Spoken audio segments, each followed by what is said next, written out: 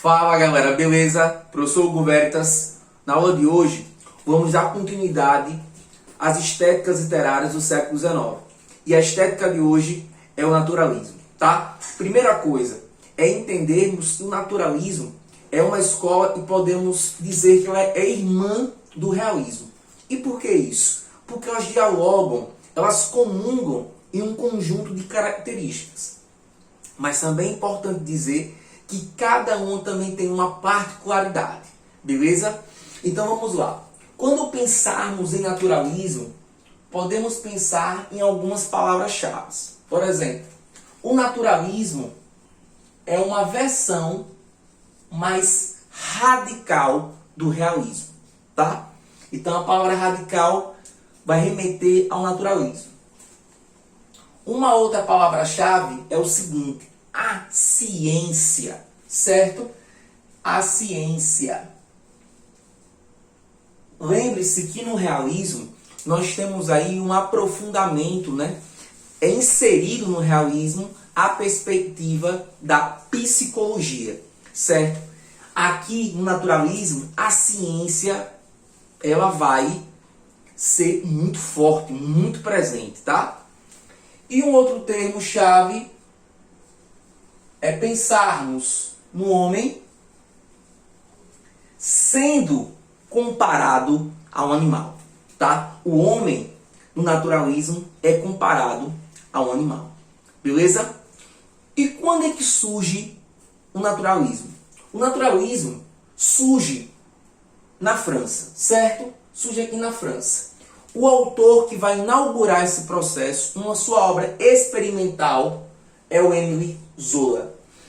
Nós falamos de um fator, de um acontecimento social que repercutiu no mundo, né? Ele repercute também na estética realista e também vai repercutir também na estética naturalista, que é a segunda revolução industrial, tá? Isso vai repercutir, vai aparecer como os desdobramentos, as questões salariais, as lutas de classe vão estar aparecendo, tá certo? Os problemas que vão surgir nessa população que trabalha uma grande carga horária, diária e semanal, certo? Ou seja, a gente vai ver todos esses desdobramentos. E a obra que apresenta todos esses fatos, né? Percebam um braço da realidade, né? Uma relação com verossímil muito grande. E a verossimilhança também é uma das características muito presentes no naturalismo, assim como no realismo. Então a obra Germinal, que é uma obra de experimento, é uma obra que apresenta a perspectiva de experiência, a perspectiva de laboratório, tá? Vai estar presente aqui no Germinal, tá certo? E aí nós temos teorias e correntes filosóficas que tanto contribuíram com o realismo, assim como também com o naturalismo. Nós temos o positivismo, que é essa supervalorização à matéria. Vamos lembrar que esse contexto do século XIX, a classe dominante é a burguesia, tá certo? Então, ela dita aí uns comportamentos de consumo. Nós temos o determinismo, que vai dizer que o meio, a raça e o tempo vai determinar o caráter, o comportamento daquele indivíduo. Temos a perspectiva do evolucionismo de Darwin, aquele que melhor se adapta, sobrevive, isso na perspectiva da sociedade. Temos a psicanálise com Freud, que vem aparecer, né, no século XIX, onde Machado de Assis, no realismo, bebe muito dessa fonte. Aqui aparece menos, tá? E temos o socialismo de Marx, mostrando aí a luta de classes, operários, burgueses, patrão, toda aquela divisão aí social, beleza? Bom, depois das correntes e depois desse contexto, quando surge na perspectiva mundial, europeia, nós temos aqui o contexto histórico-social brasileiro, tá? Nós temos o segundo reinado de Dom Pedro II, temos o Rio de Janeiro enquanto capital do Brasil, ou seja, ele é o centro, né, das narrativas, ele que vai aparecer nas narrativas. Temos a perspectiva da abolição da escravatura em 1888. E isso marca, né, porque após o negro deixa de ser escravo, esse negro passa a ser marginalizado, né? E ele é inferiorizado. Então isso é muito importante porque é um dos pontos que o naturalismo vai tocar bastante. Temos a proclamação da República um ano depois, porque aqui foi em 1888, proclamação da República em 1889. Então essa miscelânea, né, social, esse é o contexto social que o naturalismo surge, beleza? Temos, vamos às principais características dessa escola. Radicalização do realismo, já falamos nisso. Ele vai bem fundo, exagera mesmo, tá? Toca na ferida com bastante força.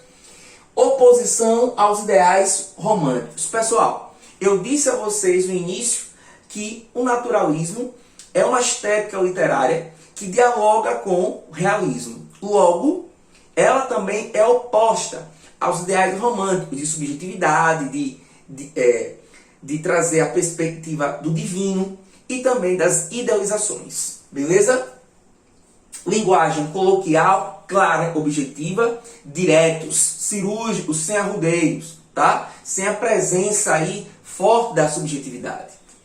Temos uma descrição minuciosa, tá? A gente vê essa descrição aparecendo de maneira bastante detalhada, tá? Isso é muito importante a gente estar chamando essa atenção.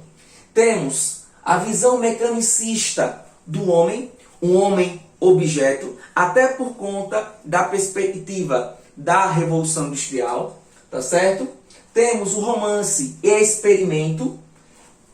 A gente olha para a narrativa naturalista, a obra em prosa naturalista, a gente vê ali um experimento mesmo. Testes são feitos, é um romance de tese, tá? Lembrando que o naturalismo produz prosa, tá? Não existe poesia no período naturalista. Personagens patológicos. Vejam que interessante, eu vou estar falando agora da patologia social. Lembrem que o termo patologia é um termo que vem da ciência e vem da medicina. São as doenças sociais, dentro desse comportamento que faz essa sociedade ser uma sociedade podre, né? Que apresenta um conjunto aí de erros. Por isso que nós temos personagens com características mórbidas, desequilibradas e doentias, tá? Temas são temas sociais, obscuros e polêmicos. Assim como no realismo, quando falamos nas relações, as relações sociais, sempre existe algum tipo de problema, algum tipo de interesse. E quando falamos de casamento no romantismo, aqui a gente fala também de adultério, tá? É muito importante, isso está muito marcado nas narrativas, beleza? Nós temos foco na análise dos comportamentos humanos, ou seja, o ser humano ele está sendo de fato analisado, tá certo? Está sendo testado, está sendo condicionado para ver como ele se comporta. Uma das características aqui que poderíamos ressaltar como uma das mais importantes nesse período é a inserção da temática do homossexualismo. As obras naturalistas nacionais, todas elas vão estar apresentando tal característica. O quão forte isso foi no século XIX. E lembrar que o próprio termo, homossexualidade, é um termo científico. Até então, o termo utilizado era sodomia, que quem utilizava esse termo? A igreja. E temos que lembrar sempre, tá? Quando existe o crescimento da ciência, a igreja vai perdendo o seu lugar de destaque. Ela não perde o poder por completo, como ela não perdeu até hoje. Mas ela perde sim o seu papel de destaque. Isso a igreja católica. Certo assim? Então era a sodomia. E a sodomia representava um grande pecado. As pessoas que cometiam eram julgadas e condenadas. Não tinham direito à defesa. Certo? Então isso é muito importante. Beleza? Um outro detalhe. A sodomia só era vista entre homens, nunca entre mulheres. Ah, as mulheres não tinham a relação afetiva amorosa entre elas? Sim, existia. Mas a sociedade machista era tão forte, essa perspectiva da submissão do feminino, que eles nunca aceitavam ou imaginavam que isso poderia estar de fato ocorrendo. Então eles subestimavam a mulher até nesse ponto. Beleza? Então, atenção à homossexualidade masculina e feminina. Nós temos aqui a forte presença do sensualismo, do erotismo. A gente vê muito isso na perspectiva da obra O Curtiço, tá? Na obra O Curtiço a gente vê isso com grande presença, grande força. A perspectiva erótica até primitiva, animalesca, né? Como já foi dito aqui. Esse homem animal que age através de instintos mesmo. Temos a impessoalidade e o engajamento. A impessoalidade é do autor. O autor não se envolve na narrativa, não se envolve com os personagens, ele apenas apresenta. E o engajamento é um engajamento científico. Beleza? Temos a explicação pela força da natureza. Há a ideia de animal, instintivamente, a questão primitiva. Então, poderíamos sim associar isso aqui a instinto. Tá?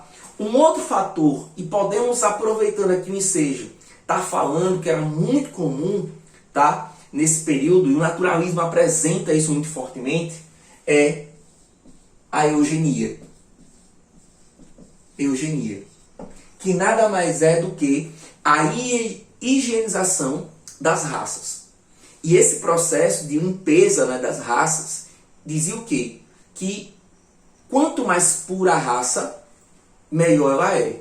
Intelectualmente, racionalmente, inclusive divina. Tá? A miscigenação, ou seja, a mistura dessas raças, trazia um empobrecimento. Tá certo?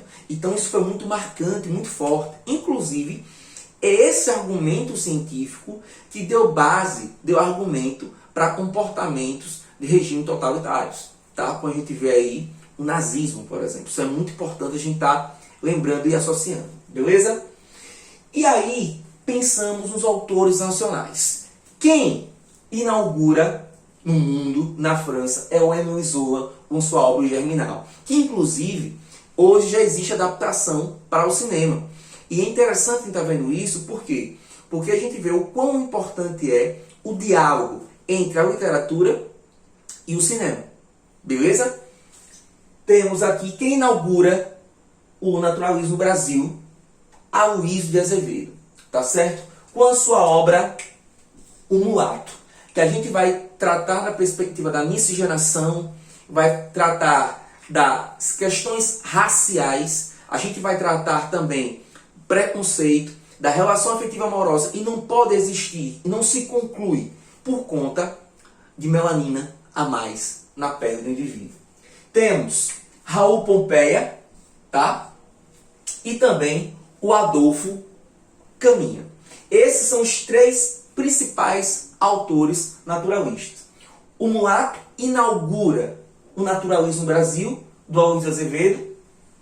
Temos o Curtiço, do Aloysio Azevedo, seria aí a nossa principal obra, que é mais discutida, né? É um grande laboratório ali, que é feito, o Aloysio Azevedo faz, com aquelas pessoas miscigenadas, pobres, miseráveis, num ambiente insalubre, tá? E é interessante nessa obra também, é onde apresenta, onde surge a perspectiva do homossexualismo feminino, tá?